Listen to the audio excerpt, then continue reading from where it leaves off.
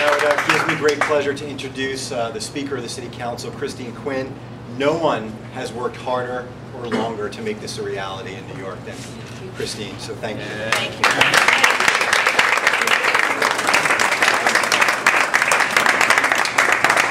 Let me thank first the Empire State Pride Agenda, Freedom to Marry, the Human Rights Campaign, Log Cabin Republicans, Marriage Equality New York, New Yorkers United for Marriage, and everyone who's been working on this. Let me thank all of my colleagues in government who are here, particularly our two great congressional leaders, one who I think is in a double header of marriage equality press conferences today, Congresswoman Velasquez and Congressmember Joe Crowley, who is also our great county leader here in Queens.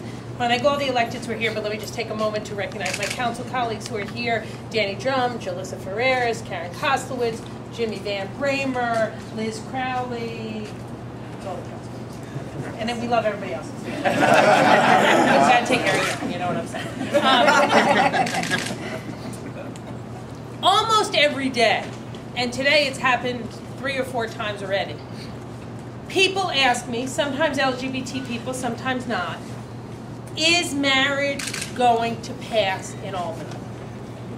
And look, as the Speaker of the City Council, you get asked questions all the time, is this or that going to pass? It's not that kind of a question.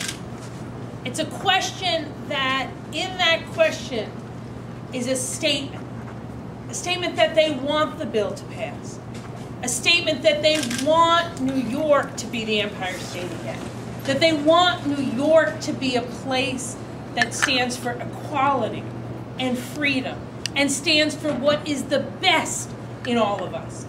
You know, I've been going up to Albany just about every week since the session began. And one of the last times I was there, I did the first thing that I do every time I get to Albany, which is I go to the ladies' room, having just driven from New York City. Now, you might think this is TMI, but bear with me. As I pulled up to the Capitol, there was a huge vehicle there. And it had some kind of save marriage, I'm not really sure what we're saving it from, or, you know, whatever, keep marriage, you know, one of the anti-marriage signs on the side of the vehicle. Okay, you know, it's democracy, they have a right to be there. And I walked into the ladies' room and I saw a woman with all these anti-marriage equality stickers on her. And she stared at me. And I very maturely stared back. And she stared at me what felt like endlessly, though it really wasn't that long. And then she left the ladies' room.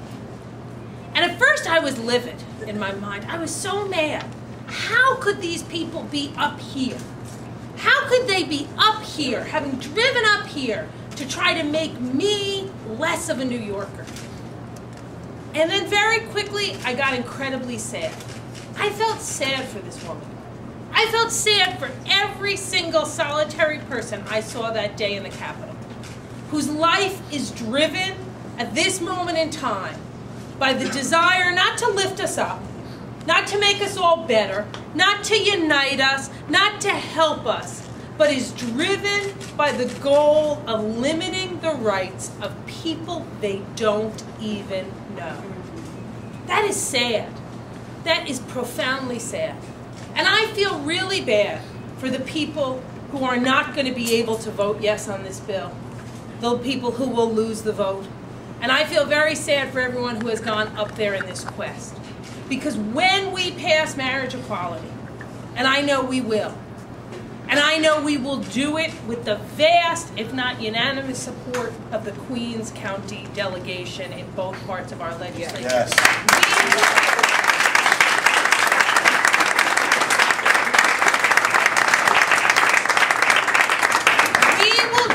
Because we as New Yorkers believe in the best of us. Because we New Yorkers know what happens when you join together. We as New Yorkers know that when you are united in a sense of community and communion, you are unbeatable as a society. And we as New Yorkers know that really we're a state that was born out of a desire for tolerance. We're a state that has committed itself to tolerance and civil rights, and we're never going to move back on it. Something else I know a little bit about is Queens County, a county that I love, and a county without whose support. That has loved you as well, Chris. Thank you. And without the support of Queens County and its late great leader Tom Manton, there would never have been the first openly LGBT speaker of the City Council. This is the most diverse county in the country, if not the world. This is a county that knows our diversity is our greatest strength. This is a county that knows people who are different than each other can live next to each other, happily bound by what makes us the same, our humanity.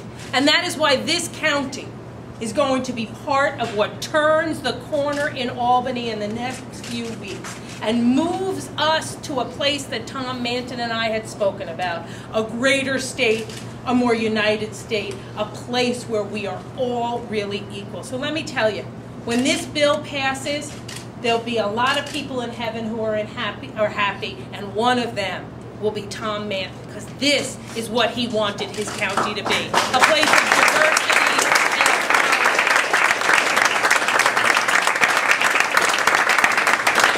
And I just want to say in closing, when this bill passes in Albany, to get it passed, there will be people who voted no who will now vote yes. That's what we need. The numbers on that are clear. They need to be applauded. It is hard to say, as Congressman Manton did after he had voted against the gay rights bill and then came to be a great supporter of the community. It is hard to say you made a mistake. It is hard to say publicly, I made a mistake. But it is the greatest gift you can give as a legislator, is to say, I learned, I grew, I expanded. And we need to send a message to those legislators that we will never forget that they did the thing that was harder than just continuing to vote yes or just continuing to vote no. And to those folks, we will be even more grateful. Thank you.